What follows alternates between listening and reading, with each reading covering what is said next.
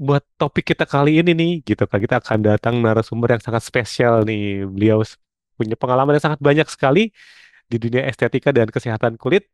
Beliau merupakan lulusan Fakultas Kedokteran Universitas Malahayati. Beliau menamatkan pendidikan sarjana kedokteran pada tahun 2016 dan lanjut lagi ke profesi hingga tahun 2018. Nah, beliau juga sudah 4 tahun menjadi seorang dokter estetika dan sekarang praktek di Sozo Klinik dan juga memiliki klinik sunat, yaitu Rumah Sunat Langit di daerah Citraraya, Tangerang. Merupakan ibu dari 2 orang anak dan aktif sharing dalam dunia kecantikan di sosial media juga. Mari kita berkenalan lebih dekat dan kita sambut dengan hangat dan berikan aplaus kepada Dr. Irma Dani Intan. Halo Dokter Irma, selamat pagi. Halo, selamat pagi semuanya. Oke, gimana kabarnya? Sehat, Dokter Irma? Alhamdulillah sehat. Alhamdulillah sehat ya. Oke, pada sesi kali ini kita akan membahas topik dengan judul pentingnya memilih skincare dan treatment kecantikan untuk ibu hebat dan tampil percaya diri. Nah, pastinya relate banget nih buat moms-moms yang sudah hadir. Tadi saya lihat sih hampir mayoritas, hampir semuanya ya, ibu-ibu yang join di hari ini. Nah, webinar ini akan berlangsung selama 1 jam dan nanti ada sesi tanya jawab. Pastikan ibu-ibu aktif semuanya hingga akhir. Dan Dokter Irma sudah siap buat sharing hari ini? Oke, siap. Oke, nah sebelum ke pertanyaan untuk topik yang berat-berat nih, kita mau tahu dulu nih keseharian ya Dokter Irma seperti apa sih biar mungkin mam semuanya di sini lebih kenal lagi nih seperti itu. Boleh diseringkan mungkin?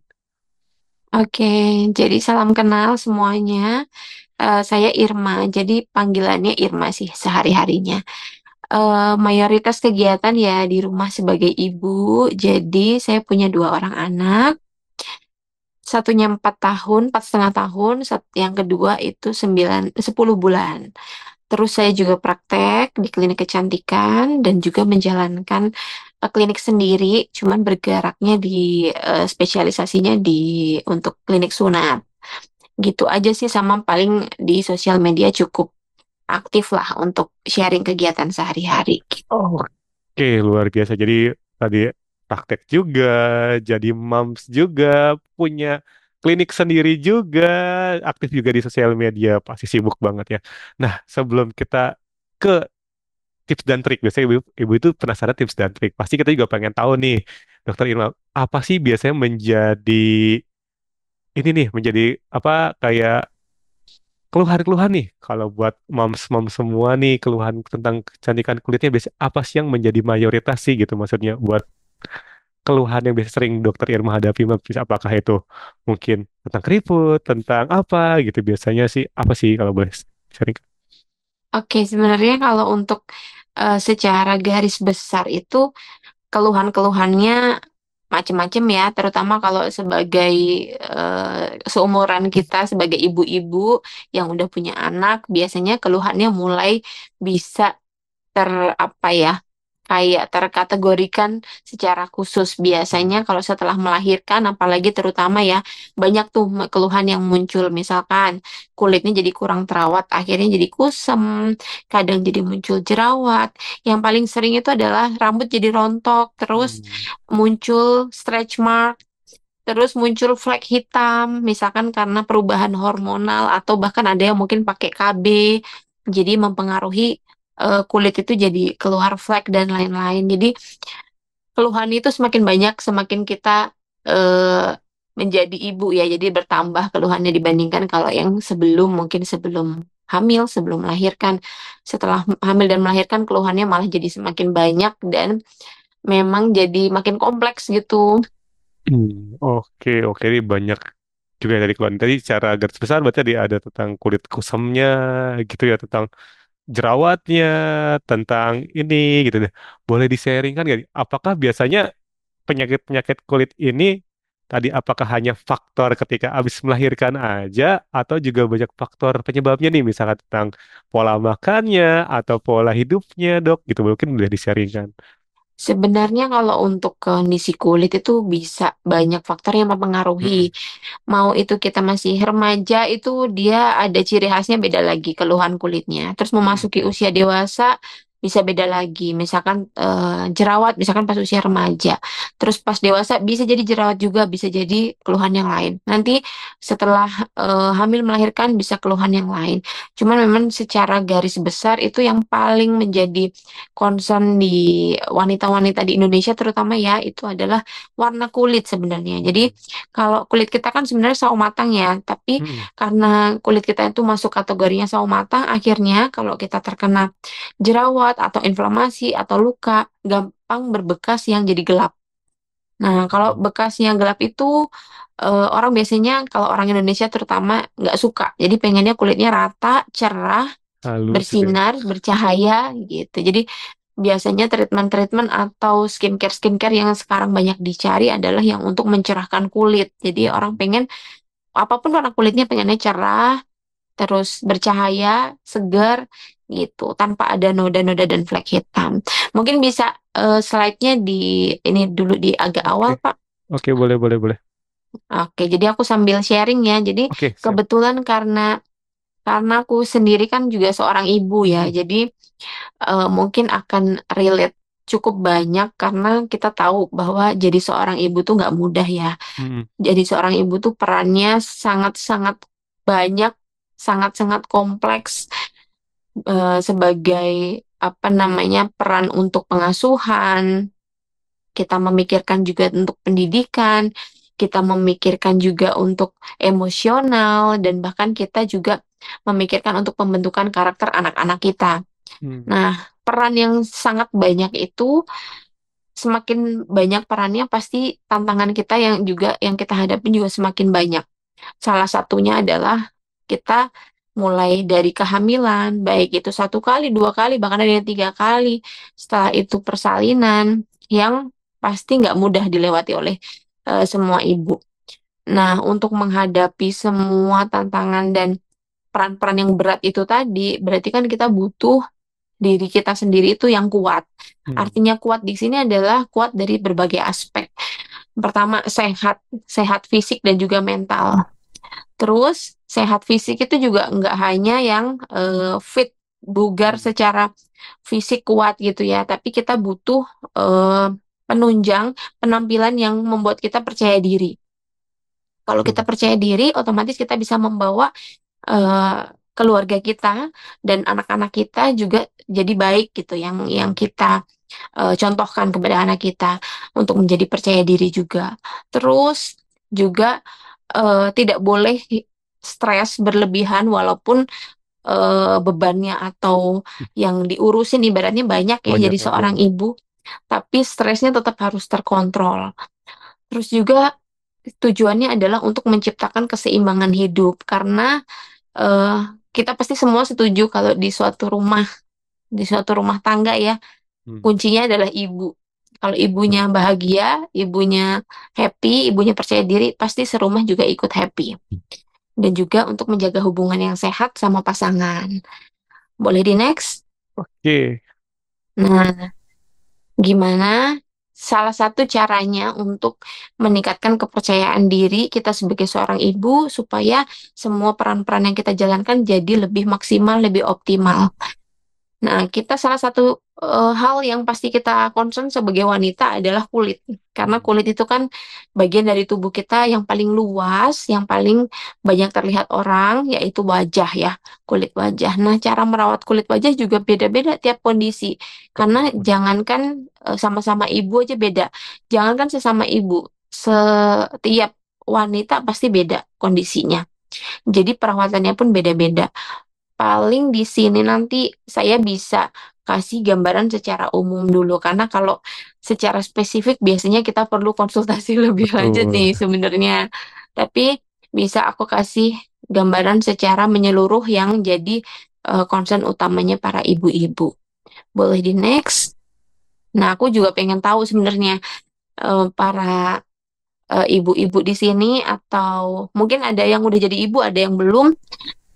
Sebenarnya permasalahan Keluhan. kulit yang lagi dialami itu apa nih? Oke, boleh ketikkan di kolom chat nih, Bapak Ibu semua. Apa sih permasalahan kulit yang yang sering dihadapi sama moms nih? Boleh ketikkan chat. Apakah mungkin ini ada beberapa pilihan nih? Ada kulitnya kusam, ada jerawat, ada bercak hitam gitu kan. Coba kita sambil baca. Oke, dari ada yang jerawat, Dok. Ada yang kulit kusam dan kering, ada yang kusam juga. Oke, boleh yang lainnya sambil ini ditunggu. Bisa apa sih kalau saya bukan mam sih, tapi saya lebih kulit berminyak malah. Oke, ada kerutan katanya. Oke. Ada bekas jerawat juga, muncul berutus tapi nggak gatal. Wah, banyak juga nih gitu. Iya kan, jadi pasti banyak banyak keluhan dan macem-macem. Jadi Hmm. dari banyak keluhan itu juga penanganannya beda-beda. Terus membuktikan kalau setiap kulit itu beda-beda. Kita sebagai manusia itu dikaruniai genetik ya. Hmm. Jadi genetiknya itu udah yang sulit untuk kita rubah. Contoh, ada orang yang secara genetik kulitnya kering. Jadi gampang kusam, jadi gampang iritasi, jadi gampang apa namanya, gampang mengelupas, gampang dehidrasi. Jadi beda-beda. Yang penting, yang pertama kita harus kenali dulu tipe kulit kita. Hmm. Karena itu tadi, secara gen tanpa kita apa-apain, kulit udah beda-beda. Ada yang Hmm. kering, ada yang memang berminyak, ada yang kombinasi. Itu udah ibaratnya kayak bawaan. Hmm. Itu yang mempengaruhi kita gimana cara merawatnya. Karena merawat kulit kering sama oily pasti beda. Kalau kering, kita fokus menghidrasi, melembabkan, supaya nggak gampang keriput, supaya nggak gampang iritasi, supaya nggak kusem. Kalau oily lebih ke nahan minyak supaya nggak gampang jerawatan. Hmm. Gitu, jadi nggak bisa disamaratakan. Gitu, boleh next? Nah, tadi yang pertama muncul jawabannya jerawat ya. Jerawat. Hmm. Jerawat itu sebenarnya bisa dialami oleh semua usia, cuman rata-rata memang pas usianya itu remaja. Yang dewasa juga ada namanya adult acne, jadi jerawat pada usia dewasa. Sebenarnya jerawat itu kenapa bisa terjadi? Yang pertama karena tadi dari produksi minyak. Kalau produksi minyaknya berlebih saja itu masih nggak masalah. Tapi kalau produksi minyak berlebih, porinya tersumbat, maka nimbun. Jadi Hmm. komedo namanya. Komedo yang ada di wajah fine-fine aja, nggak kenapa-kenapa kalau tidak teriritasi. Kalau dia teriritasi, jadilah jerawat. Oh. Makanya kalau di kulit yang acne prone, yang berjerawat, pasti ada komedonya, ada jerawatnya. Dan nggak semua komedo jadi jerawat. Ada komedo yang ya udah jadi komedo aja gitu. Cuman selama ada komedo pasti jadi rentan atau potensial menjadi jerawat kalau teriritasi. Teriritasi itu contohnya gimana? Contohnya misalkan kegesek-gesek Hmm. masker atau kena hijab atau kena bakteri, kena kuman, terus kena rambut, itu bisa jadi jerawat. Nah, cara penanganannya gimana? Tergantung fase-fasenya. Kalau lagi ada komedo, apa namanya, kulitnya udah berminyak, biar nggak numpuk jadi komedo, berarti kan kita nggak boleh membiarkan pori kita tersumbat. Nah, gimana cara merawatnya? Boleh next. Ini buat yang jerawat ya. Harus mulai dari mana? Yang pertama itu perbaiki lifestyle dulu. Jadi kadang-kadang kita tuh terburu-buru. Misalkan ada jerawat, kita udah mikirin harus pakai serum apa, harus pakai totol jerawat apa, harus pakai tonernya apa. Padahal harusnya berurutan. Hmm. Kenapa? Karena kita nggak cuman mengobati yang udah ada, tapi kita juga mau mengakhiri kan, ibaratnya nggak mau itu terjadi terus-menerus. Jadi yang paling di pertama diperbaiki adalah lifestyle sebagai pondasinya. Yang pertama, stresnya harus terjaga, nggak boleh stres karena stres itu bisa mempengaruhi semua di tubuh kita, baik itu kulit, bahkan kita tahu stres bisa bikin asam lambung naik, bisa bikin kita susah tidur dan lain-lain. Nah, jadi kita harus mengontrol stres kita. Jangan sampai stres itu membuat kita jadi banyak gangguan kesehatan. Terus yang kedua adalah tidur yang cukup. Kalau tidur yang cukup, kalau untuk new moms kayaknya susah, Betul. tapi pastikan itu diusahakan dan berkualitas. Terus asupan makannya, karena ada makanan-makanan yang bisa mencetuskan munculnya jerawat atau pencetus dari komedo. Contohnya adalah produk-produk yang mengandung gula yang tinggi, terus mengandung gluten atau tepung, terus makanan yang berminyak. Nah, itu sebenarnya yang favorit-favorit ya. Jadi ya minimal dikurangi dulu, terutama itu tadi gula dan tepung. Itu yang selama ini paling jadi masalah, tapi banyak orang nggak menyadari. Tapi coba deh diet gula, pasti terasa kulitnya akan lebih Jerawat bagus, ya. akan lebih gampang kita rawat gitu. Terus setelah lifestyle-nya udah betul, baru kita pindah ke skincare. Kita concern ke skincare. Itu pun ke basicnya dulu. Karena kalau kita tiba-tiba ada promo serum A viral gitu, kita langsung beli. Ikut. B, kita langsung beli. Tapi B, pelembab kita habis, kita nggak beli-beli gitu. Itu Hmm. kebalik. Jadi harus basic skincare dulu. Untuk semua jenis kulit, itu harus pakai basic skincare. Basic skincare itu adalah cleanser atau sabun wajah. Kedua itu pelembab atau moisturizer. Ketiga adalah sunscreen. Tiga ini disesuaikan dengan kondisi kulit. Jadi kalau misalkan kulitnya berminyak, ya pilih moisturizer yang water base misalkan. Terus kalau yang kulitnya kering, bisa moisturizer yang lebih kental atau lebih thick, lebih tebal untuk menahan kelembapan kulit, biar nggak gampang terjadi penguapan. Jadi cairan kulit itu nggak gampang keluar. Sunscreennya disesuaikan, misalkan untuk kulit yang kering pakai yang agak-agak melembabkan, yang water base gitu. Nah, baru kalau udah basic skincare-nya itu rutin, kadang dengan basic skincare rutin aja kulit udah membaik. Hmm. Kalau selama ini memang nggak dilakukan, pas dilakukan udah membaik. Kalau itu udah dilakukan, baru deh boleh pakai yang dengan kandungan aktif. Kandungan aktif itu yang biasanya ada di toner, ada di serum, ada di krim pagi, krim malam itu ada. Nah, kandungan aktif apa yang cocok buat jerawat? Banyak. Dan boleh dipakai salah satu atau kombinasinya. Bisa jadi salicylic acid yang paling populer ya, salicylic acid, azelaic acid, tapi azelaic acid biasanya diberikan dalam bentuk obat oleh dokter di klinik. Terus mandelic acid, tea tree oil, centella asiatica. Intinya yang untuk meredakan peradangan, menenangkan kulit kalau jerawat. Gitu. Sampai sini ada yang mau ditanya dulu nggak soal eh jerawat? Boleh nih, boleh. Bapak Ibu semua, mams semua, diketikkan di kolom chat. Ada yang tanyakan nggak tentang jerawat? Nah, kalau ini ada pertanyaan dari Bu Reine, tapi kayaknya ini bisa dijawab lebih selanjutnya nih. Ada juga sih tentang jerawat ya. Bisa tanya duluan nggak dok? Masalah kulit saya kusam, kadang kemerahan dan gatal. Berarti bisa jadi tadi ada faktor infeksinya juga tuh tadi kan. Jenis Mm. kulit saya kayaknya kombinasi. Kalau saya perhatikan karena stres dan kurang istirahat. Menurut dokter, skincare dengan kandungan apa yang cocok buat saya pakai? Tentunya selain mengurangi stres. Terima kasih kayak gitu. Jadi kira-kira skincare apa nih yang bisa dipakai nih untuk kondisi tadi kulitnya kombinasi terus kusam kemerahan sampai gatal dok. Oke, sebenarnya eh, pertanyaannya tadi sebenarnya udah cukup jelas ya. Mm-mm. Pertama, muncul jerawat, kulitnya kering, ya kulitnya kombinasi, ada beberapa bagian yang kayaknya iritasi, itu karena stres dan kurang tidur atau kurang istirahat. Sebenarnya obat paling mujarabnya dua itu. Jadi jangan stres dan istirahatnya terkontrol. Tapi skincare-nya juga perlu untuk menjaga itu. Kalau kulit itu lagi kusem, lagi iritasi, bahkan ada kemerahan dan gatal, jangan pakai yang kandungan aktif dulu. Jadi serum-serum, toner-toner disingkirkan dulu. Pakainya apa? Yang utamanya adalah calming moisturizer. Jadi pelembab, pelembab, pelembab gitu. Jadi kulit itu kalau lagi rusak atau lagi sakit ibaratnya ya, untuk penyembuhannya atau skin healing yang dia perlukan adalah moist, kulit yang lembab. Tapi lembabnya harus lembab yang steril ya, bukan lembab yang apa namanya, Banyak yang lembab bukan lembab minyak dari wajah, bukan gitu, tapi lembab yang untuk menjaga supaya barrier kulit nggak semakin rusak.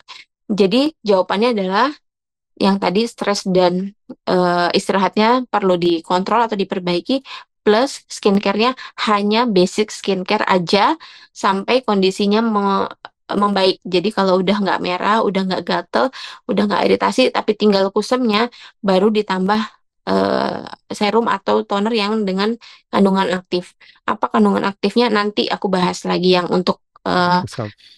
kusam ya. Oke, ini Gitu. ada satu pertanyaan lagi tentang ini case-nya tentang anaknya nih dari Ibu Intian di Sumedang. Anak saya usia 11 tahun ada beruntusan di samping hidung. Jadi mungkin kayak jerawat di samping hidungnya gitu kan. Gimana ya dok? Apakah karena usia masih anak-anak, apakah boleh dipakai skincare? Dan kalau boleh, yang aman yang seperti apa? Oke, jadi kalau buat anak-anak yang memasuki usia remaja, kadang-kadang ada yang beruntus sampai jerawatan. Hmm. Cuman nggak semua harus langsung dikasih skincare yang dengan kandungan aktif atau misalkan, Hmm. misalkan kandungan aktifnya yang cukup tinggi gitu. Balik dulu ke basic skincare, terutama moisturizer. Kalau untuk anak-anak, gunakan moisturizer yang murni hanya moisturizer. Karena sekarang ada banyak moisturizer yang dengan tambahan atau moisturizer yang tidak cukup untuk melembabkan atau menyembuhkan luka-luka atau misalkan iritasi-iritasi yang ada di kulit. Anak remaja itu memang kalau keluhan kulit itu biasanya nggak jauh-jauh dari beruntus atau gatal, iritasi gitu. Jadi eh, terapinya adalah dengan menggunakan pelembab, tapi pelembab yang hanya melembabkan dan cukup untuk menahan kelembapan kulit. Kalau eh, kalau di pasaran itu kan ada yang pelembab yang bentuknya seperti gel. Kalau Hmm. di anak-anak jangan pakai yang itu, pakainya yang krim. Contohnya apa? Sebut merek boleh kan ya? Boleh, boleh, boleh. Kita tidak disponsori. Contoh tidak disponsori, tapi contohnya kalau buat anak-anak bisa pakai yang krim dan yang buat anak-anak. Misalkan ada merek yang khusus anak-anak boleh, atau kalau yang merek secara umum bisa dengan misalkan Bioderma itu boleh, atau Evin itu boleh, atau Cetaphil itu boleh. Jadi dia memang untuk melembabkan dan menenangkan kulit yang sedang tidak baik-baik saja. Gitu. Nggak usah dipakein apa-apa dulu. Kalau 11 tahun coba pakai basic skincare dulu, dia biasanya akan membaik. Tapi kalau misalkan masih berjerawat lagi, boleh ditambah dengan kandungan aktif. Kalau pada usia remaja, sebenarnya paling oke konsul sama dokter. Hmm. Tapi untuk dilihat secara langsung, karena kadang-kadang itu bukan jerawat, tapi iritasi kulit bisa jadi dermatitis atau yang lain. Kalau dia salah diagnosa, terus tiba-tiba dipakein skincare dengan kandungan aktif bisa memperburuk gitu. Jadi kalau di anak-anak remaja yang masih peralihan dari anak-anak ke remaja, lebih oke ditanyain ke dokter. Kadang karena dokter nggak harus selalu mengobati, kadang juga merekomendasikan Dikasihkan. skincare juga bisa Hmm. gitu. Oke. Kita lanjut dulu. Oke, boleh lanjut dulu. Nanti yang lainnya ada kesempatan ya dibacakan lagi. Iya. Oke, kita lanjut dulu. Nah, ini keluhan paling ini secara umum dulu ya. Jadi di luar hamil dan menyusui. Tadi yang disebutkan itu yang secara umum. Jadi buat kita Hmm. kita yang nggak sedang hamil dan menyusui. Nah, ini keluhan yang kedua paling banyak di orang-orang yang tidak berjerawat biasanya, yaitu kusam, kulitnya bertekstur, warnanya nggak rata. Nah, ini karena terjadinya penumpukan sel kulit mati dan disebabkan karena kenapa bisa numpuk? Karena skin turnover kita yang lambat. Skin turnover itu apa? Jadi kita punya periode untuk ganti kulit. Hmm. Jadi kulit yang mati apa namanya lepas, kulit yang baru tumbuh. Nah, itu biasanya terjadi siklusnya itu 28 hari. Tapi bisa lebih cepat, bisa lebih lambat. Semakin dia usianya semakin kecil, semakin cepat. Jadi kalau Hmm. bayi itu ganti apa namanya Kulitnya. perubahan kulit barunya lebih cepat. Tapi semakin bertambah usia, semakin lambat. Hmm. Nah, ditambah dengan faktor-faktor yang lainnya. Kalau ada faktor-faktor lainnya, misalkan stres, terus radikal bebas, polusi, matahari, dan lain-lain, bisa memperlambat. Jadi yang harusnya udah ganti kulit, belum ganti kulit, alias sel kulit matinya nahan di situ, jadi sel kulit yang barunya nggak bisa numbuh. Jadi yang nampak dari luar itu adalah sel kulit mati. Sel kulit mati kalau ketumpuk berapa layer jadi kusem, kelihatan kusem, kelihatan bersisik kadang-kadang, terus redup gitu ya. Jadi nggak bercahaya, nggak bersinar gitu wajahnya.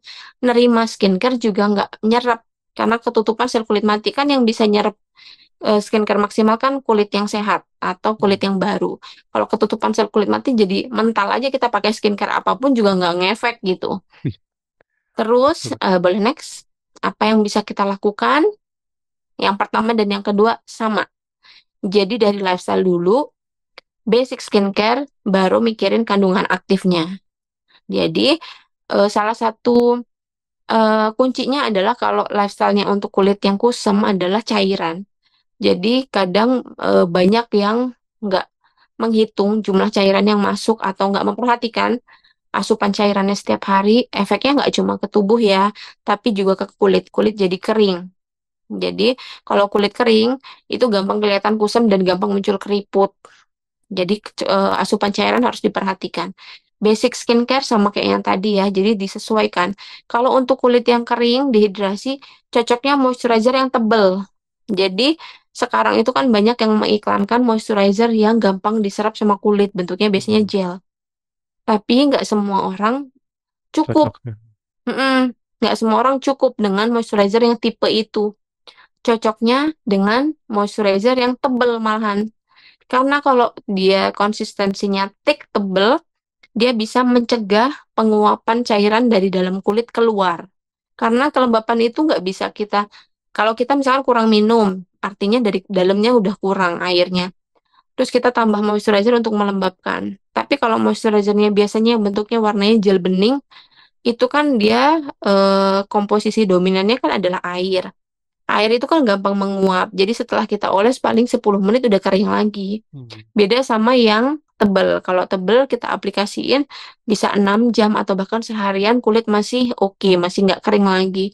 Jadi itu pertimbangan untuk memilih moisturizer. Nggak semua yang diiklankan, oh ini ringan itu baik untuk semuanya. Sesuai kebutuhan. Kalau kulitnya tipe yang seperti ini, cocoknya malah yang tebel. Cuman yang tebelnya juga disesuaikan sama kenyamanan ya, karena ada yang masih cukup nyaman dipakai, misalkan nggak nyaman juga jangan dipilih yang itu gitu. Terus bahan aktifnya, kalau kulitnya kering, dehidrasi, fokusnya untuk melembabkan dulu. Pasti udah familiar ya dengan kandungan hyaluronic acid, ceramide, niacinamide, squalene, dan glycolic acid. Glycolic acid ini adalah eksfoliator, jadi untuk mengangkat sel kulit mati. Jadi yang tadi skin turnover-nya lambat, kita bantu. Jadi kita nggak bisa pasrah nunggu dia ganti kulit 2 bulan, 3 bulan baru ganti kulit, kita kusam banget. Jadi kita bantu ngangkat sel kulit matinya. Kulit kita kalau kita angkat sel kulit matinya, otomatis kulit yang baru akan naik. Dengan apa? Salah satunya dengan kandungan glycolic acid. Yang paling common di pasaran sih ini glycolic acid. Ini yang untuk yang kering dehidrasi. Nanti kalau pengen mencerahkan ada di next. Boleh sambil di next Oke. karena masih satu pembahasan. Oke. Nah, Nah, yang ini kulit hitam nih. Kulit kalau hitam. eh nggak cuman kusam, tapi sampai ada hiperpigmentasi atau misalkan bekas jerawat yang warna hitam atau kecoklatan atau warna kulit nggak rata. Biasanya misalkan kayak dahi itu lebih gelap daripada pipi gitu. Atau juga bisa flek hitam. Nah, ini perlu eh ada batasannya. Ada yang bisa dengan skincare biasa di rumah, ada yang perlu pengobatan. Boleh di next? Nah, yang pertama, yang kedua sama ya. Jadi lifestyle dan basic skincare itu udah wajib sebelum kita mikirin harus pakai kandungan apa, harus pakai serum apa. Tapi untuk yang flek hitam ini, lifestyle-nya harus lebih eh, concern-nya untuk yang soal paparan panas. Jadi paparan panas itu salah satunya contohnya jadi dari matahari. Selain itu, dari hal-hal lain yang panas juga nggak boleh. Jadi nggak cuma matahari aja. Misalkan kalau kita masak gitu ya, Hmm. sebagai ibu-ibu kita masak, kita nggak boleh terlalu deket tuh sama Sama panci kompor. kita, biar uapnya nggak langsung kena muka. Hmm. Terus jangan terlalu sering sauna yang panas-panas. Karena apa? Karena kalau udah ada flek, itu kaitannya kan biasanya dengan hormonal atau keturunan. Kalau udah ada flek, artinya secara bawaan di kulit kita yang punya flek itu pembuluh darahnya tuh lebih banyak. Pembuluh darah kecil-kecilnya tuh lebih banyak. Kalau kita ibaratkan flek hitam itu ada pabriknya di kulit, pembuluh darah ini adalah suppliernya. Jadi kalau pembuluh darahnya banyak, dia akan lebih mudah muncul flek dibandingkan yang pembuluh darahnya kecil. Mungkin bisa ngaca terus di pipi yang paling banyak tuh ada kelihatan kayak urat-urat kecil merah. Hmm. Semakin banyak urat-urat kecil merahnya, semakin beresiko kena flek. Karena paparan panas itu bisa melebarkan pembuluh darah. Ibaratnya kalau suppliernya kita kasih suppliernya yang apa namanya sensitif sama panas, kita kasih panas, dia melebar, makin lancar jalannya untuk mensuplai si produksi pigmen, makin gelap. Makanya flek itu nggak bisa yang serta-merta langsung hilang 100%. Kita udah ilangin, udah memudar nih, udah senang pakai kandungan aktif A, B, C. Nanti kena matahari sedikit, kita lagi jalan-jalan ke pantai, besokannya muncul lagi fleknya. Hmm. Jadi dia sifatnya hilang timbul dan bisa timbul lagi. Jadi eh, apa namanya kalau udah ada bakat flek, ya berarti harus sangat concern dengan paparan panas terutama panas matahari dengan penggunaan sunblock. Kalau kulit yang nggak gampang kena flek pakai sunblock misalkan 4 jam sekali yang udah ada flek-flek dikit, berarti 2 jam sekali udah pakai sunblock lagi. Pemilihan sunblock juga disesuaikan. Misalkan kalau harus sering-sering apply sunblock, mungkin bisa pilih sunblock yang bentuknya spray, yang tinggal semprot, jadi lebih nyaman dan lebih aman untuk kita pakai walaupun kita lagi bepergian, jadi lebih mudah gitu. Nah, kandungan aktifnya kalau untuk mencerahkan, ini sebenarnya kandungan aktif ini boleh dipakai orang yang emang pengen cerah aja, jadi nggak ada flek juga nggak apa-apa. Tapi kalau untuk flek biasanya kita sarankan pakai ini. Yang pertama ada alpha arbutin. Alpha arbutin itu adalah turunannya dari hidrokinon. Hidrokinon itu kan golongan obat ya, jadi nggak bisa digunakan secara bebas. Nah, ada turunannya yang sangat aman dan efektif yaitu alpha arbutin. Terus ada asam traneksamat. Asam traneksamat tuh kerjanya dengan mengecilkan si pembuluh darah tadi. Yang kalau kena panas ngelebar, kita kecilinnya pakai asam traneksamat. Terus glycolic acid sama kayak tadi, kojic acid, niacinamide, vitamin C. Biasanya ini ada yang eh, komposisinya tuh tunggal, kandungannya satu aja, misalkan glycolic acid aja 10%, misalkan gitu.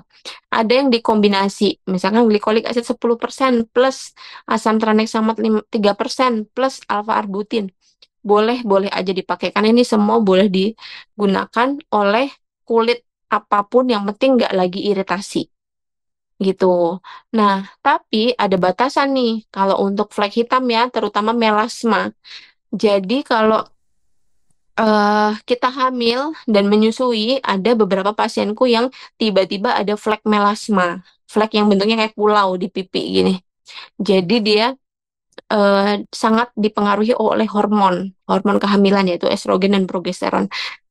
Hamil muncul flek, kadang saat melahirkan hilang, tapi Hmm. kadang menetap, nggak hilang-hilang.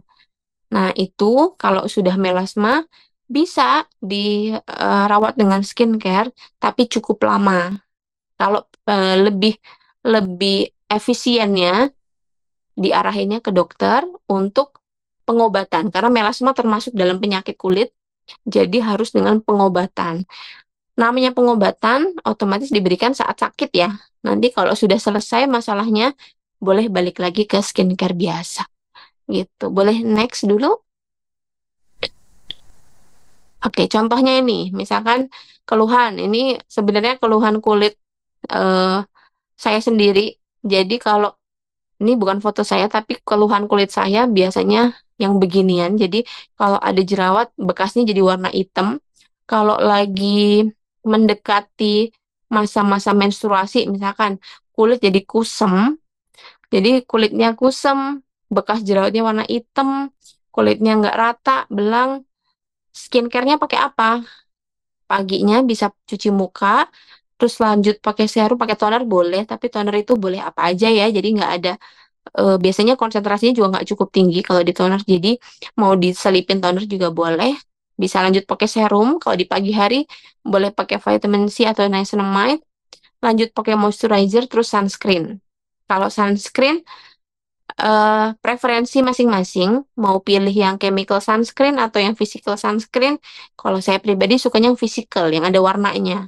Yang orang mengeluhkan white cast, tapi kalau beberapa kulit nggak cocok sama yang chemical sunscreen, yang nggak ada white castnya, kadang bikin beruntusan.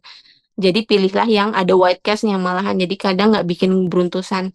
Nah, malamnya bisa cuci muka pakai serum yang brightening, misalkan niacinamide, atau bahkan yang tranexamic acid dan lain-lain.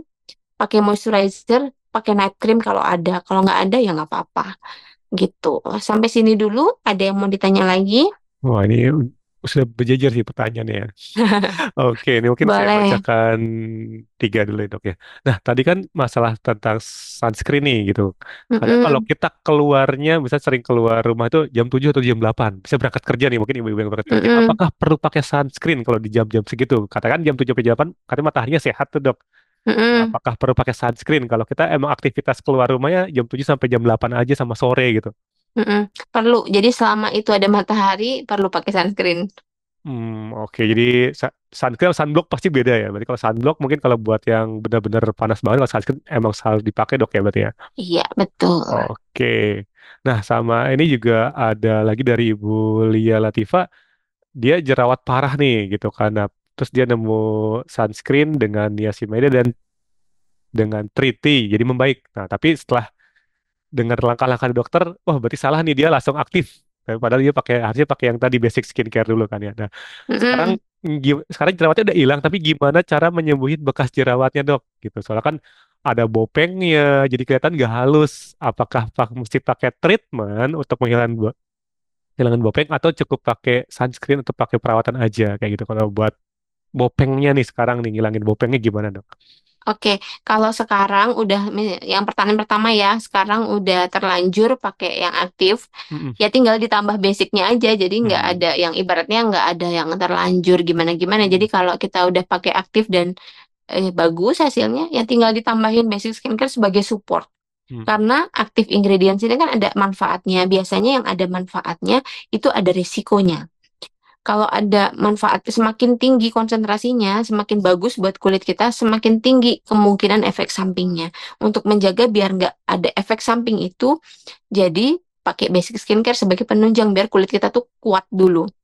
Kalau sebelumnya udah terlanjur pakai serum, misalkan niacinamide sama tea tree oil, udah mereda, udah sembuh, ya bagus, tinggal ditambahin basic skincare-nya. Atau kalau sudah nggak ada keluhan jerawat, yang tadi udah nggak dipakai lagi, tinggal lanjutin aja pakai basic skincare. Karena sebenarnya kalau kita nggak ada keluhan apapun, yang kita pakai itu cukup basic skincare aja. Hmm. Hmm.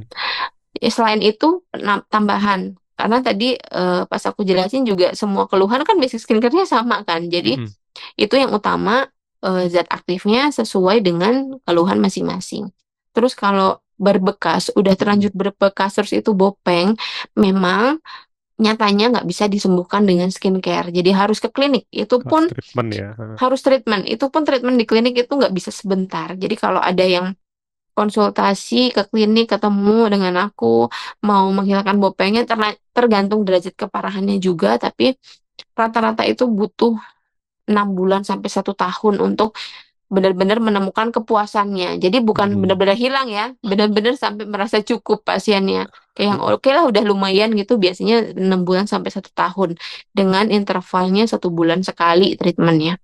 Dan itu memang memang PR sih kalau untuk bekas jerawat yang bopeng dibandingkan yang warna. Kalau warna kan kita bisa memakai skincare, tapi kalau tekstur udah bopeng ke dalam itu memang perlu treatment. Oke, oke, oke. Jadi kalau udah sampai ini harus treatment ya dok. Jadi kalau tadi misalkan dia udah punya pakai yang aktif, tetap pakai basic-basic nggak masalah gitu kan buat Nggak namanya. Tapi apa-apa. kalau kalau buat sampai bobek harus treatment. Nanti mungkin dijelasin treatment seperti apa. Nah, terus ada satu lagi nih sebelum ke nextnya. Nah, untuk tadi untuk flek hitam nih, tadi kan untuk flek hitam. Tadi kan selain pakai basic skincare, apakah perlu asupan kolagen juga nih katanya dari Ibu Flek Hilalia hitam. pertanyaannya. Hmm. Oke, jadi ada eh, flek hitam itu kalau terutama untuk flek hitam yang lebih parah. Jadi flek hitam itu memang ada batasannya ya. Kalau flek Hmm. hitamnya ringan bisa diusahakan dengan skincare. Misalkan dia sedang atau berat disarankannya ke dokter.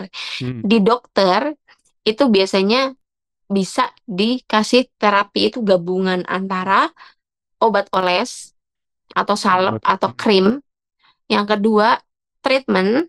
Yang ketiga, obat minum. Hmm. Nah, obat minumnya bisa kita relasiin ke yang ditanyain yaitu kolagen. Kalau yang dijual bebas, sebenarnya kan nggak hanya kolagen ya. Hmm. Banyak suplemen kulit yang dijual di luaran. Yang efektif untuk apa namanya flek hitam, jangan lihat kolagennya, tapi lihat kandungan lainnya. Hmm. Yang memang sudah terbukti efektif, udah lama banget digunakan adalah glutathione. Glutathione. Glutathione itu memang untuk mencerahkan warna kulit. Hmm. Jadi, suplementasi apapun mereknya yang mengandung glutathione, baik itu dia diklaim ada kolagennya ataupun enggak, tapi si pemeran utamanya tuh malah si glutathione-nya.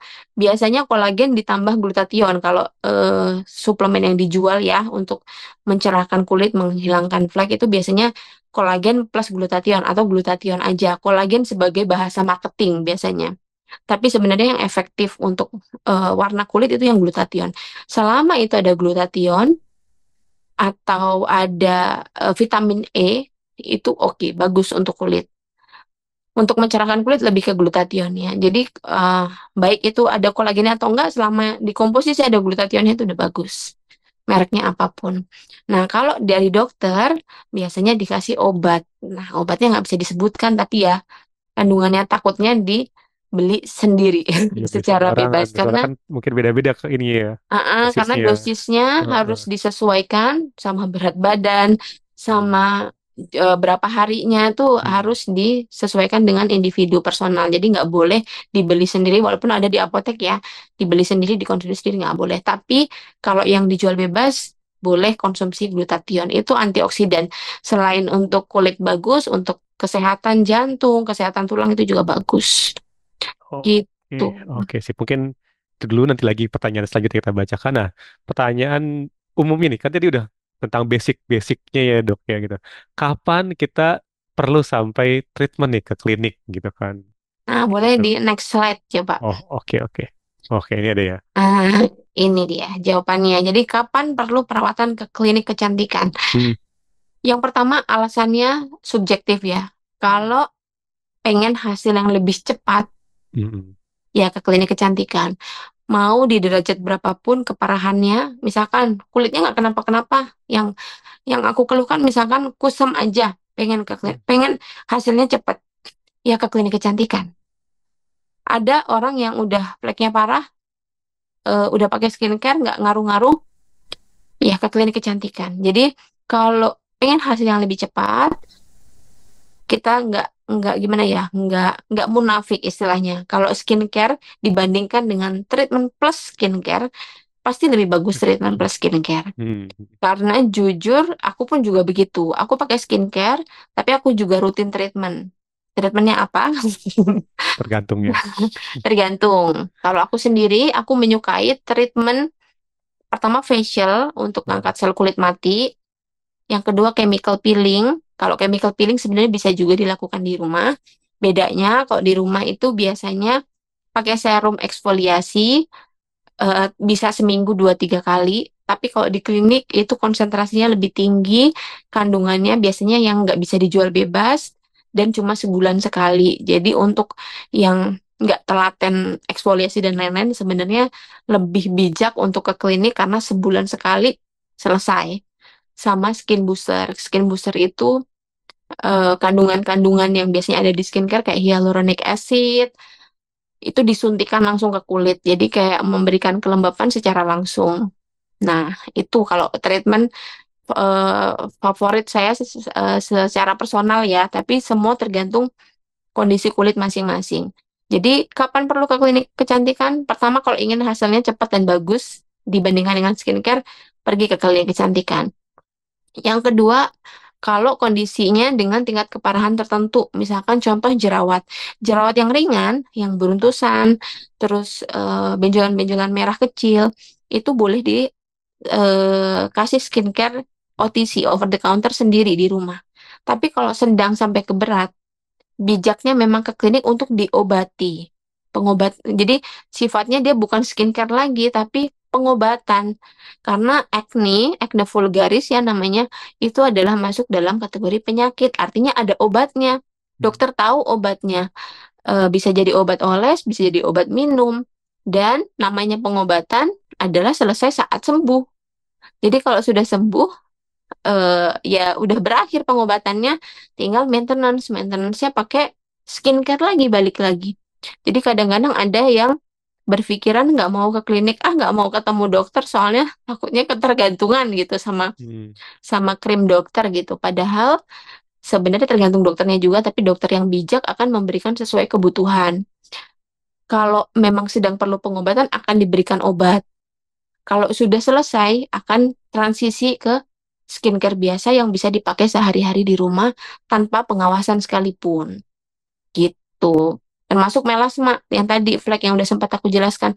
Kalau dia sedang keberat, otomatis harus diobati. Biasanya kombinasi antara krim yang dioles, obat yang diminum, sama treatment di klinik. Hmm. Biasanya disuntik atau di chemical peeling. Gitu. Boleh lanjut lagi? Oke. Sebelum masuk ke yang hamil dan menyusui, boleh kali ya satu pertanyaan Nih, yang ada belum satu terbaca. pertanyaan nih dok tentang tadi treatment ya. Nah dok, Mm-mm. treatment kalau perawatan flek hitam tadi dengan flex blocker ini ngaruh nggak sih gitu maksudnya? Soalnya katanya Oke. harganya mahal tuh gitu maksudnya kan. Oke, jadi flek hitam kalau di klinik suka disebut treatmentnya dengan flek blocker. Blocker. Heeh. Jadi namanya bahasa ya, bahasa klinik kadang-kadang beda. Hmm. Kadang-kadang ada klinik yang namain flek blocker isinya sebenarnya sama dengan klinik lain yang menamakan misalkan dengan injeksi melasma misalkan gitu. Jadi setiap klinik punya nama yang berbeda-beda. Aku jelas dan setiap kita menjadi pasien kita berhak untuk tahu itu apa. Hmm. Jadi misal kita datang ke dokter, kita direkomendasikan, saya kasih krim ini ya Bu, krim paginya ini, krim malamnya ini, kita berhak untuk menanyakan kandungannya apa. Lalu kita dikasih obat minum, eh itu biasanya disebut flek blocker juga obat Hmm. minumnya. Itu kita juga berhak tahu nama kandungannya apa, nama obatnya tuh apa. Yang penting kan dokter apa namanya berperan sebagai mengawasi ya, mengobati dan mengawasi penggunaan obatnya, tapi pasien bisa tahu itu obatnya apa. Terus treatment di klinik, misalkan ada yang disuntikan ke wajah, kita juga berhak tahu yang disuntikan itu isinya apa aja. Jadi secara umum gini, apapun namanya di klinik, secara umum pengobatan flek itu kalau udah sampai klinik yang pertama krim. Kalau fleknya yang agak berat ya, tapi kalau cuman samar-samar pakai skincare juga biasanya udah improve. Kalau flek yang melasma, yang flek hitam yang berat gitu, itu yang pertama krimnya selain basic skincare, biasanya dokter nggak terlalu ganggu nih kalau udah pakai basic skincare lanjutkan, tapi ditambahin krim yang sebagai obat, biasanya di krim malam. Krim malam atau serum, misalkan dokter bisa ngasih yang kandungannya alpha arbutin, tranexamic acid, atau bahkan hidroquinon. Jadi hidroquinon itu adalah golongan obat yang memang adalah bukan treatment, terapi pengobatan untuk melasma, tapi harus dalam pengawasan dokter. Jadi hanya diberikan kalau ketemu secara langsung, konsultasi secara langsung, diresepkan krim dengan kandungan hidroquinon. Karena kadang kan orang mikir hidrokinon kan berbahaya gitu Hmm. kan. Jadi di skincare yang kemarin viral ada hidrokinonnya segala macam berbahaya kalau kita tidak tahu kita sedang menggunakan itu. Hmm. Tapi kalau kita diawasi sama dokter, kita tahu kita sedang menggunakan itu dan dokter akan mengatur penggunaannya biasanya 3 bulan. 3 bulan pakai itu, lalu berhenti. Nanti kalau perlu lagi baru dipakai lagi setelah beberapa bulan istirahat pemakaian. Jadi hidrokinon itu aman dipakai untuk kulit dengan flek yang harus diawasi dengan dokter. Jadi kalau nggak diawasi dengan dokter, nggak boleh ya. Yang Hmm. dipermasalahkan kan karena nggak diawasi sama dokter. Kalau diawasi sama dokter boleh, dan konsentrasinya pun ada batasannya. Gitu. Makanya kemarin juga pas ada viral-viral krim yang mengandung hidrokinon, cukup kaget karena mereka kan tidak memberitahu kalau itu ada hidrokinonnya, bahkan nggak diawasi oleh dokter, Hmm. dan plus konsentrasinya sangat tinggi. Tinggi. Dokter aja ngasihnya yang dokter kan legal ya menggunakan hidrokinon untuk pengobatan. Jadi pengobatan artinya digunakan sementara, nanti diganti. Itu aja cuma pakainya 2%. Tapi ya kok yang ilegal malah bisa sampai 7%, 13%. Itu baru namanya Berbahaya. berbahaya karena kenapa disebut berbahaya? Karena ada efek Efek samping samping. yang bisa muncul ketika dia pemakaian jangka panjang dan dokter tidak pernah memberikan hidrokinon dalam jangka panjang. Pasti cuma singkat terus nanti ganti. Makanya perlunya konsultasi secara langsung. Itu kalau krimnya. Terus kalau penyuntikan di kulit itu biasanya dengan kandungan asam tranexamat. Jadi biasanya dikombinasi sama kalau kita sering dengar salmon DNA. Nah, salmon DNA itu biasanya dikombinasi sama beberapa kandungan seperti asam tranexamat, glutathione yang untuk mencerahkan kulit, untuk memudarkan flek-flek itu untuk disuntikan langsung ke kulit untuk memecah si pigmen yang udah terlanjur terbentuk. Obat minumnya nggak bisa disebutkan, tapi biasanya kadang bisa obat minum yang obat atau bisa merekomendasikan suplemen kayak Hmm. glutathione tadi gitu. Jadi kalau ke klinik eh, ditawari oleh dokternya atau kliniknya flek blocker aja. Nah, tergantung flek blocker yang dimaksud apa. Kalau termasuk dalam yang saya jelaskan tadi, silakan dilakukan. Flek itu perjalanannya panjang. Jadi, pastikan sebelum kita ngambil keputusan mau treatment di suatu klinik atau suatu dokter, misalkan Hmm. pertama kita percaya sama dokternya atau sama kliniknya, kita konsisten akan di situ terus karena kan rugi ya kalau kita udah memulai tapi nggak dapat hasil karena perjalanannya cukup panjang. Terus yang terakhir pasti harus menyiapkan budget karena treatment yang diperlukan untuk kulit dengan flek itu eh, treatment yang kompleks perlu modifikasi artinya nggak bisa satu treatment diulang tiap bulan tapi pasti satu dua treatment atau ditambah dengan krim ditambah dengan obat minum suplemen dan itu cukup membutuhkan biaya yang cukup tinggi dibandingkan keluhan-keluhan yang lain. Kalau flek, jadi biasanya kalau ke pasien aku selalu menjelaskan di awal kalau mau konsisten sampai hasil yang diinginkan, pantangan-pantangannya tetap dilakukan, jangan kena matahari, jangan ini, jangan itu. Jadi biar semuanya nggak sia-sia gitu. Oke, luar biasa banget nih penjelasannya. Mungkin boleh dilanjutkan, Dok. Boleh. Kita masuk ke yang pembahasan untuk ibu hamil dan menyusui. Jadi sebelum hamil dan setelah hamil, hamil dan melahirkan ya, pasti kita merasakan perubahan yang luar biasa. Salah satunya fisik, sama aku juga merasakan perubahan fisik yang beda banget, luar biasa berbeda. Apa aja itu? Kulit kusam, terutama waktu hamil ya. Kulit jadi kusam, lipatan-lipatan jadi gelap. Terus apa namanya? Apa namanya kulit sensitif, gampang iritasi, misalkan terkena sesuatu, pakai serum, biasanya baik-baik aja kok pas hamil jadi sensitif, jadi malah beruntusan pas pakai serum. Sedangkan kita kalau hamil nggak bisa berbuat apa-apa, Mm-mm. Nggak nggak bisa bisa minum yang pakai macam-macam ya. apa-apa, nggak bisa treatment macem-macem. Terus hamil udah selesai melahirkan, habis melahirkan stretch Stretch mark. marknya muncul. Rambutnya rontok, parah. Kenapa itu bisa terjadi? Bisa next. Nah, secara umum kenapa perubahan-perubahan itu bisa terjadi adalah karena saat hamil hormon kita yang namanya estrogen dan progesteron itu Hmm. meningkat drastis untuk kepentingan kehamilan itu. Peningkatan hormon estrogen dan progesteron itu ngefeknya ke seluruh tubuh, mood lah, kesehatan lah. Tapi kalau untuk kulit itu yang apa namanya bisa menyebabkan dua kemungkinan. Yang pertama, jadi flek.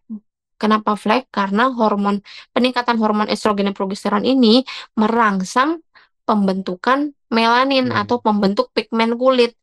Kalau pigmennya banyak, otomatis hiperpigmentasi. Jadi kulitnya lebih gelap. Bisa secara rata, jadi kusam semuka, bisa ngeblok-blok kayak flek gitu. Termasuk juga di area lipatan. Misalkan di ketiak, di leher, di selangkangan bisa jadi gelap. Bisa jadi nanti pas melahirkan hilang lagi karena kita kan pengaruh hormonal. Jadi ada yang hilang lagi, tapi sayangnya ada yang menetap. Baru kita bisa treatment setelah melahirkan biasanya. Terus peningkatan hormon estrogen dan progesteron tadi juga bisa mengaktifkan kelenjar minyak kita. Yang tadinya berminyak aja, jadi berminyak Banyak banget. banget.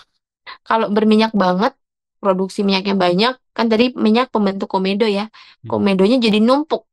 Komedo numpuk, jadi potensi Gawat. jerawat. Setelah berjerawat, membekas. Kalau bekasnya merah, namanya PIE, post inflammatory erythema. Jadi bekas jerawat warnanya merah, masih kayak jerawat tapi itu sebenarnya bekas. Bisa jadi PIH, post inflammatory hyperpigmentation. Jadi bekas jerawat yang hitam. Jadi masalahnya jadi seabrek. Bisa jerawatan, bisa ngeflek. Nah, Boleh lanjut lagi? Ini perawatan untuk ibu hamil secara umum ya. Yang dianjurkan adalah basic skincare tuh tetap boleh pakai kok. Moisturizer bisa pakai kandungan hyaluronic acid, ceramide, apapun itu boleh asal moisturizer ya. Terus sunscreen kalau ibu hamil dianjurkan yang physical. Cara membedakannya kadang ada yang klaimnya tertera ya, physical sunscreen. Ada yang nggak tertera, jadi kita harus ngelihat ininya dulu, komposisinya dulu. Pilih yang ada zinc oxide-nya. Kenapa? Kalau kita pakai yang chemical, chemical itu ciri-ciri fisiknya gini. Kalau yang physical sunscreen, ciri-cirinya biasanya dia berwarna. Bisa putih, bisa krem kayak foundation. Kalau chemical sunscreen, ciri-cirinya nggak ada warnanya. Jadi kayak krim. Kalau dioles, menyerap. Itu chemical.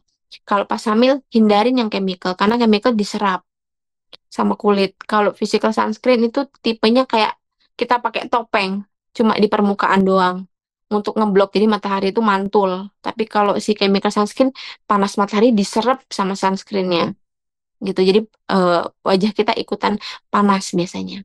Terus pakai sabun seperti biasa nggak masalah. Brightening agent yang boleh adalah vitamin C, glycolic acid, lactic acid, sama niacinamide. Kalau berjerawat bisa pakai azelaic acid, green tea, ekstrak, tea tree oil itu boleh.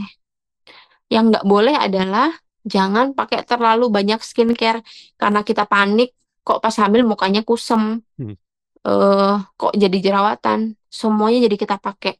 Kemungkinan nggak ngaruh karena itu karena hormon, bukan karena kulit kita yang terganggu. Jadi kita obatin kulitnya pun belum tentu dia membaik, malah yang bisa jadi efek samping. Terus kandungan-kandungan seperti retinol, tretinoin, salicylic acid yang di atas 2%, hidrokinon mutlak nggak boleh ya untuk ibu hamil. Oke, boleh lanjut. Ini skincare-nya kalau pagi sebenarnya mirip-mirip aja, tapi yang di concern adalah kandungannya. Nggak boleh pakai kandungan-kandungan yang tidak direkomendasikan untuk ibu hamil.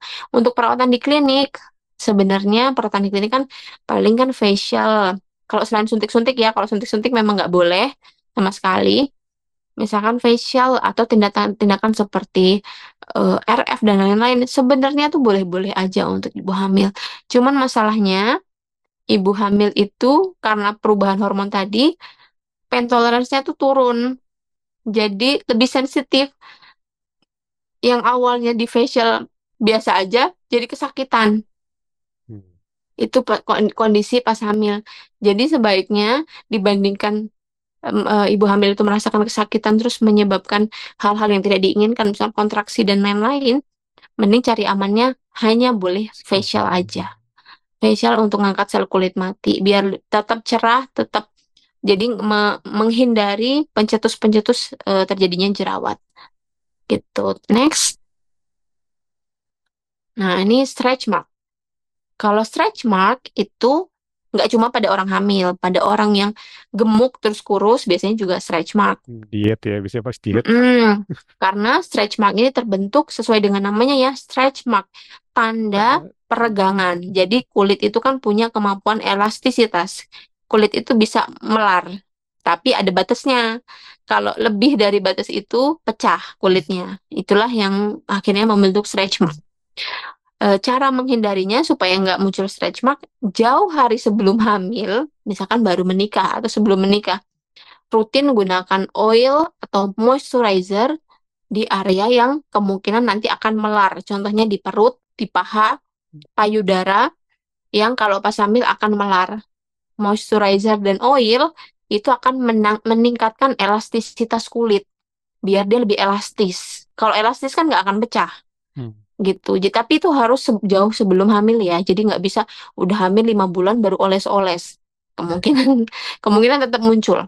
Hmm. Nah, itu bisa mencegah atau mengurangi kemungkinan. Walaupun mungkin tetap muncul tapi jadi nggak terlalu banyak. Dan ini juga dipengaruhi genetik juga yang nggak bisa kita apa-apain. Ada orang yang gampang banget stretch mark gede-gede. Ada orang yang kecil, kurus, hamilnya gede banget kayak 2 kali lipatnya badannya, tapi nggak muncul stretch mark bisa juga. Tapi kan itu anugerah ya, nggak bisa di adjust, nggak bisa kita usahakan. Jadi ya yang bisa kita usahakan adalah itu memberikan kelembapan di kulit supaya elastisitasnya baik. Jadi pas melar dia nggak pecah gitu. Kalau udah terlanjur, bisa kita kurangi penampakannya dengan pertama menggunakan krim, biasanya pakai tretinoin, jadi dapatnya dari dokter, atau bisa dengan treatment, treatment di klinik, namanya PRP. PRP itu platelet rich plasma. Jadi treatment yang pakai darah dari si pasien, diambil darahnya, diproses, kita ambil bagian dari darah itu yang bentuknya serum bening kekuningan yang tinggi akan growth factor atau faktor pertumbuhan. Itu bagus untuk menimbulkan menumbuhkan sel-sel kulit baru. Contohnya, kalau ini kan kalau stretch mark kan robek kan artinya ada sel yang rusak, sel kulit yang rusak. Diberi PRP biar sel kulitnya ada yang baru lagi tumbuh jadi lebih samar. Begitu juga dengan bopeng. Bopeng tadi bisa dengan treatment namanya PRP juga. Jadi dari darah juga, tapi diaplikasiinnya ke daerah bopengnya. Sambil kita buat perlukaan, supaya kalau kulit kita luka kan akan memperbaiki diri. Kita aplikasikan PRP supaya hasil dari perbaikan itu tadi jadi lebih baik. Yang tadinya cekung jadi lebih datar sedikit. Terus juga bisa dengan skin booster atau penyuntikan-penyuntikan kandungan untuk mempercepat regenerasi sel kulit yang baru. Gitu. Terus lanjut yang terakhir ada rambut rontok. Jadi rambut rontok ini sebenarnya eh, kita alaminya saat menyusui ya. Pas hamil itu peningkatan hormon estrogen dan progesteron itu malah membuat rambut kita lebat pas hamil. Kenapa?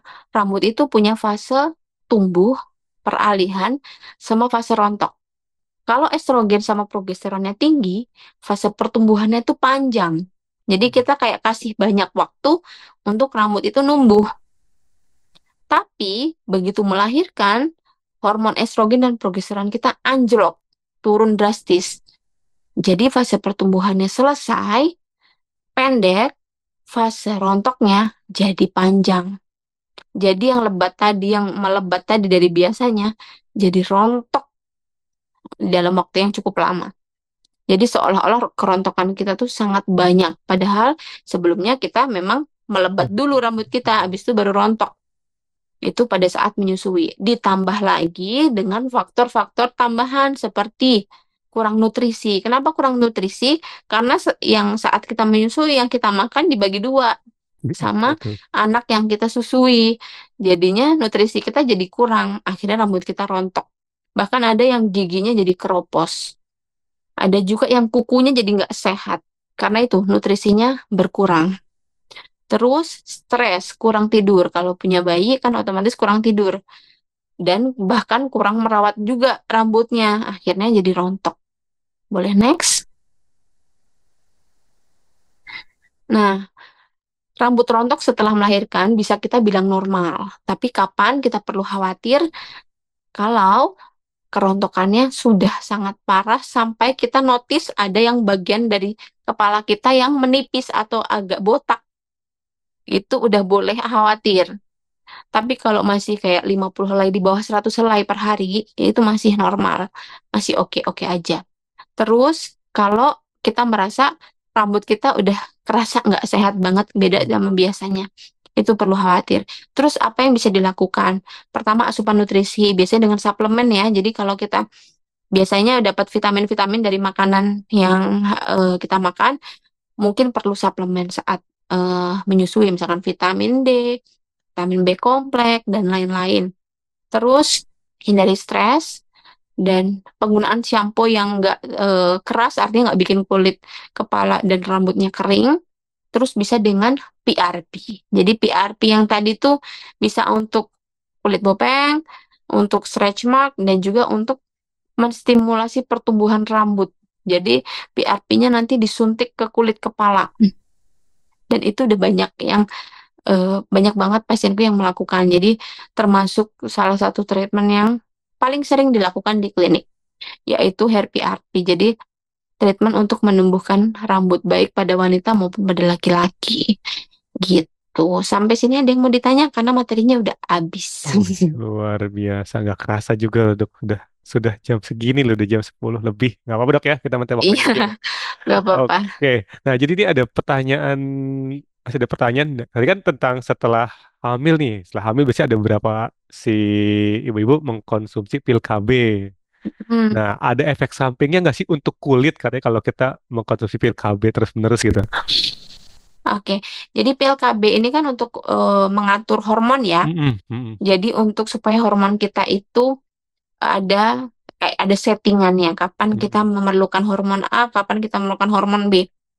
Banyak yang menggunakan pil KB bahkan untuk memperbaiki kulitnya. mm-mm, Karena kalau hormonnya teratur, tidak keseimbangannya bagus, ke kulit jadi bagus. mm-mm, Pasti kalau pengguna pil KB pasti udah nggak asing dengan eh, merek-merek pil KB yang direkomendasikan oleh bidan ataupun oleh dokternya katanya bikin kulit glowing. oh, nanti ada. Ada efeknya dan itu nggak selalu efek bagus ya. Mm-mm, Kadang-kadang pun jadi efeknya juga ke kulit, ada yang jadi jerawat itu juga ada, tapi mm. rata-rata sih malah bagus ke kulit. Sama selain ke kulit juga ke berat badan. Kadang ada yang mempengaruhi berat badan, ada yang enggak gitu. Cuman pil KB ini kalau hormon bagusnya adalah bikin hormon kita teratur, jadi kemungkinan-kemungkinan untuk kita muncul jerawat secara tiba-tiba tuh lebih minim Oh, gitu. Karena salah satu pencetus jerawat kan adalah ketidakstabilan bukan hormon. hormon. Jadi kalau hormonnya dibuat stabil, udah kita kurangin satu risikonya gitu. Oke, jadi bisa terus dikonsumsi kalau efeknya baik, kalau efeknya, tapi Mm. pasti ada efek-efek sampingnya karena di hormonnya jadi kita atur gitu kan dengan pil KB. Oke, ini ada pertanyaan juga dari Bu Inten Sumedang. Kalau pakai skincare dengan kandungan alfa arbutin, nah wajah dia terasa gatal dan memerah. Nah Mm-mm. itu apakah artinya emang nggak cocok atau emang itu reaksi dari bahan tersebut gitu? Nah bagusnya di Oke, stop atau diterusin aja nih pemakaiannya. jadi ada kan skincare-skincare yang ada efek purging namanya. Hmm. Jadi ada efek pengenalan. Hmm. Apa aja? Yaitu golongan vitamin A. Hmm. Jadi retinol, retinal, ada palen, retinoic acid, dan retinoin. Kalau selain itu, ada reaksi setelah pemakaian, artinya nggak cocok. Cocok. Hmm. Jadi kalau pakai alfa arbutin merah-merah, stop aja ganti yang lain. Hmm. Gitu. Oke. Tapi kalau pakai retinol, awal-awal agak ngelupas, awal-awal agak beruntusan, bisa coba dilanjutkan dulu. Tapi kalau selain golongan vitamin A, ada efek seperti itu, ada kemungkinan besar nggak cocok. Jadi bisa diganti dengan brightening agent yang lain. Oke, terima kasih jawabannya dok. Nah, di Bapak Ibu udah dapat banyak banget nih hari ini kita ilmu dari Dokter Irfa gitu kan tentang bagaimana merawat kulit juga tergantung ternyata dari kondisi kulit kita gitu kan seperti apa, terus masalah-masalah seperti apa dan treatment itu ternyata beda-beda gitu kan. Dan ada kondisi-kondisi tertentu tadi kayak ketika hamil ternyata juga itu mempengaruhi kondisi kulit kita. Nah, ini mirip juga nih sama kayak ketika kita mencari pendidikan buat anak gitu kan, apalagi dari les tambahan, pasti kan tergantung anaknya kondisinya seperti apa gitu, target kita seperti apa dan ada momen-momen tertentu juga nih, contohnya seperti sekarang mendekati ulangan umum gitu kan, bagaimana mencari bimbingan belajar yang tepat nih buat putra-putri mam sekalian. Nah, di sini saya akan menjelaskan tentang bagaimana si notif nih bisa membantu tergantung kondisi siswanya dan momennya seperti apa. Oke, saya izin tampilkan slide. Oke, jadi sudah banyak ilmu nih dari ini kita dapat.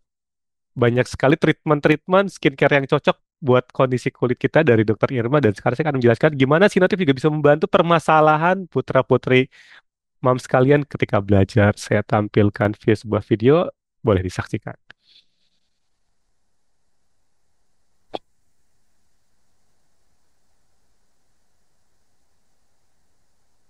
Matematika, fisika, dan kimia.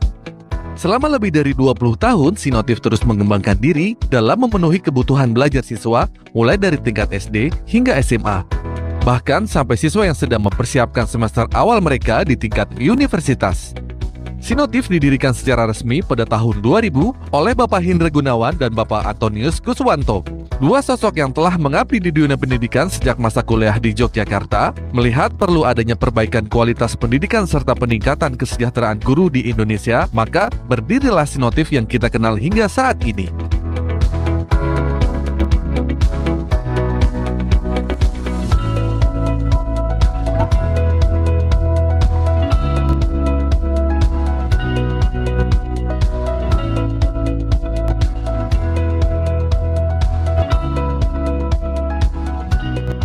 Nah, jadi boleh dua cara, boleh pakai yang ini, boleh pakai cara yang ini, oke? Ya, boleh dicoba dulu ya.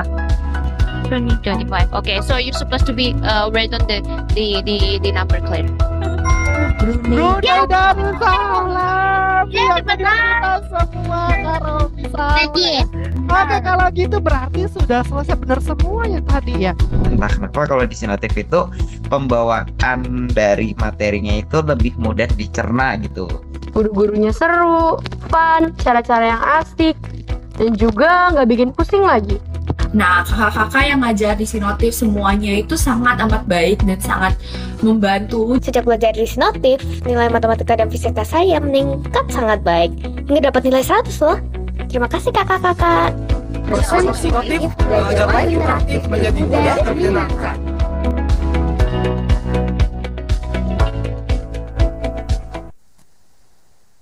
Oke, jadi Sinotif hadir nih sebagai kepercayaan buat orang tua nih ngebantu putra-putrinya untuk pelajaran yang mungkin jadi momok di sekolah itu matematika, fisika, kimia, sehingga orang tua udah nggak usah stres lagi ngajarin putra-putrinya, sehingga orang tua bisa fokus pada bisnis dan karirnya. Mungkin bisa fokus me time juga nih buat treatment kecantikannya juga jadinya. Dan si Natif juga hadir sebagai sahabat siswa, pastinya membantu memiliki siswa ini memiliki konsep ekstra yang benar, sehingga bisa mendampingi siswa nggak stres-stres lagi nih belajar di matematika fisika kimia yang sulit tadi, sehingga bisa nyaman dalam sekolahnya, sehingga anak-anak bisa percaya diri dan mendapatkan kemenangan kecil, mungkin dapat ranking di sekolahnya, ikut olimpiade sampai sukses di jenjang karirnya kayak gitu. Nah, sebenarnya ada beberapa pilihan program yang kita bisa bantu sesuai dengan permasalahan dan sesuai dengan kepribadian siswanya. Ada yang mau privat, bisa, kita ada Premier Diamond namanya kayak gitu. Dan ini juga bergaransi uang kembali. Lalu ada yang sistemnya semi privat nih, 3 sampai 5 siswa, itu ada insentif platinum yang belajar sesuai dengan kebutuhannya. Apakah dia mau ulangan, ikut olimpiade atau apa, kita bisa bantu di platinum. Ataupun oh saya mau yang lebih banyak teman-temannya Kak, apakah bisa? Kita juga ada di Premier Gold, ini 6 sampai 15 siswa, ini juga dengan modul yang sistematis dengan guru yang spesialis di bidang masing-masing. Lalu Kak, kalau saya mau belajar mandiri apakah ada juga? Nah, kita juga ada Premier Silver, bisa belajar mandiri melalui website dan aplikasi dengan bimbingan guru dan bisa bebas tanya PR kapanpun. Nah, di sini ada 4 pilar juga, itu spesialis. Jadi gurunya emang spesial di bidangnya masing-masing. Guru matematika, fisika, dan kimia itu emang ahli di bidangnya masing-masing. Seperti itu. Yang kedua juga ada sistematis. Jadi kita bantu belajarnya dari mulai konsepnya dulu, lalu dari soal yang mungkin mudah, menengah, sehingga yang sulit. Jadi sehingga tersistematis dengan baik.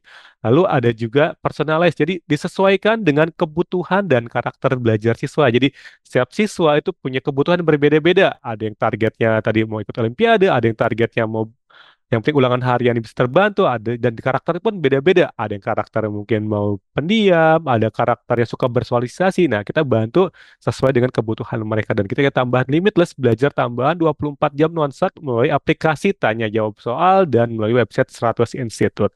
Seperti itu Bapak Ibu. Jadi Inisiatif siap membantu sesuai nih dengan tadi kebutuhan dan permasalahan Bapak Ibu semua dan putra-putrinya. Oke, saya tampilkan juga sebuah video untuk menutup. Waktu adalah hal yang paling berharga dan tidak bisa diulangi kembali. Ketika anak-anak menginginkan waktu kita untuk menemani belajar, kita terlalu sibuk bekerja. Begitu juga anak-anak. Waktu mereka sudah habis digunakan di sekolah, macet di perjalanan, hingga kegiatan sepulang sekolah.